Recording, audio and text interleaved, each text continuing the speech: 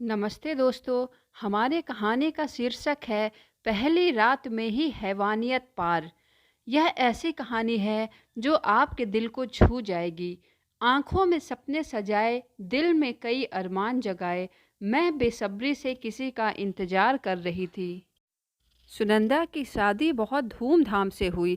सुनंदा बहुत हंसी खुशी कई सपने लिए हुए ससुराल गई। ससुराल में सुनंदा के सास ससुर पति और एक देवर थे। कई रीति रिवाज को पूरा करते हुए सुनंदा रात में अपने कमरे में गई। पूरा कमरा बहुत ही सुंदर तरीके से सजा हुआ था। सुनंदा का बेड भी बहुत अच्छा सजा हुआ था। सुनंदा के पति का नाम आशीष था। सुनंदा अपने बेड पर बैठी हुई घूंघट निकाल करके दुल्हन बन करके अपने पति का इंतजार कर रही थी। 1 घंटे तक आशीष के लिए अपने कमरे में बैठी रही। 1 घंटे के बाद आशीष कमरे में आया। आशीष के आते ही पूरे कमरे में एक अजीब सी बदबू फैल गई। सुनंदा को समझ नहीं आया कि बदबू कहाँ से आ रही थी। सुरेंद्र के आते ही कैसी गंदी बदबू कहाँ से आ गई, लेकिन सुनंदा कुछ बोल नहीं पाई। आशीष तुरंत सुनंदा के पास आकर के बैठ जाता है।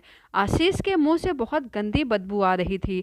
सुनंदा समझ जाती है कि आशीष शराब पी करके आए हैं। सुनंदा कुछ कह भी नहीं पा रही थी। सुनंदा और आशीष अपने ज़िंदगी की शुरुआत करते हैं। आशीष सुनंदा से कोई भी बातचीत नहीं किया। वह डायरेक्ट वह काम करना चाहता था जिसके लिए सुनंदा अभी तुरंत 5 मिनट के बाद तैयार नहीं थी। सुनंदा ने मन ही मन सोचा कि आशीष तो अभी तुरंत आए हैं, फिर यह मेरे साथ ज़बरदस्ती क्यों करना चाहते हैं। थोड़ी देर में आशीष बहुत ज़्यादा गुस्सा हो गया। सुनंदा के सारी चूड़ियाँ तोड़ दी। सुनंदा बहुत रोने लगी। सुनंदा दर्द के मारे कराहने लगी। सुनंदा ने टाइम देखा तो सुबह का 5 बज रहा था। सुनंदा अपने रूम से बाहर जल्दी से निकल आई। उसके हाथों से ढेर सारा खून निकल रहा था। सुनंदा की एक मुंह बोली ननद थी, इसका नाम पिंकी था।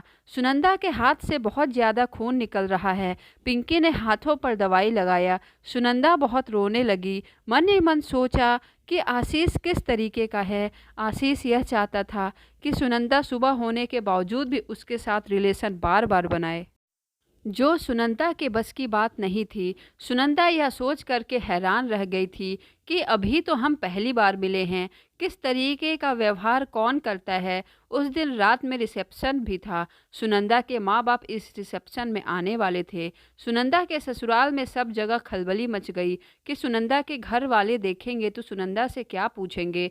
सुनंदा को बोल दिया गया कि अपने घर वालों से बता देना कि तुम गिर गई थी, चोट लग गई थी। रात हो गया। रात में रिसेप्शन शुरू हो गया। सुनंदा के घर वालों ने सुनंदा के हाथों में लगे हुए चोट को देखा। सुनंदा की मां ने कई सवाल किए, लेकिन सुनंदा ने एक बार भी यह नहीं कहा कि आशीष के हरकतों की वजह से हमें चोट लग गई। सुनंदा ने कहा कि मां मैं गिर गई इसलिए हमें चोट लग गया। रिसेप्शन के बाद सुनंदा रात को 1 बजे फिर अपने कमरे में जाती है। उस रूम में आशीष बहुत ही बेसब्री से सुनंदा का इंतजार कर रहा था।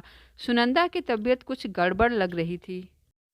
आशीष ने झट से अपने बेडरूम का दरवाज़ा बंद कर लिया और सुनंदा से रिलेशन बनाने के लिए बोलने लगा। सुनंदा ने कुछ भी जवाब नहीं दिया। कुछ देर के बाद आशीष बहुत ज़्यादा गुस्सा हो गया। सुनंदा को बहुत ज़्यादा मारने पीटने लगा। सुनंदा बहुत ही ज़्यादा परेशान हो गई। किसी तरह सुबह हुई। अगले दिन सुबह कुछ दिनों के लिए सुनंदा को अपने मायके जाना था। सुबह होते ही सुनंदा के घर वाले सुनंदा को मायके ले जाते हैं।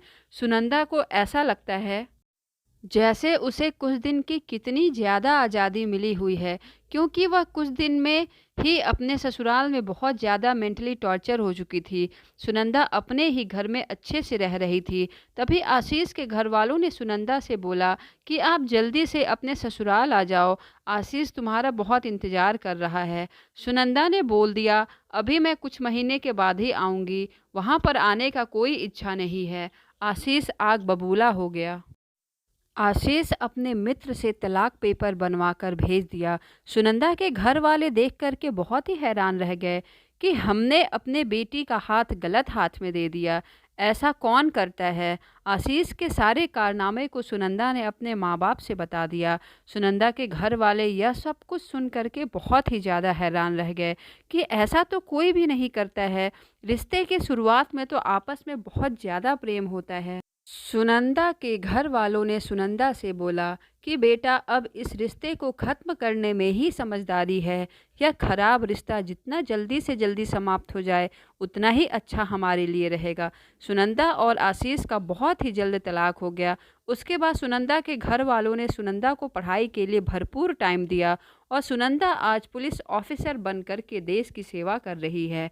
अगर आप लोग को हमारा वीडियो पसंद आया हो तो आप लाइक करिए, सब्सक्राइब करिए एंड शेयर करिए। Thank you.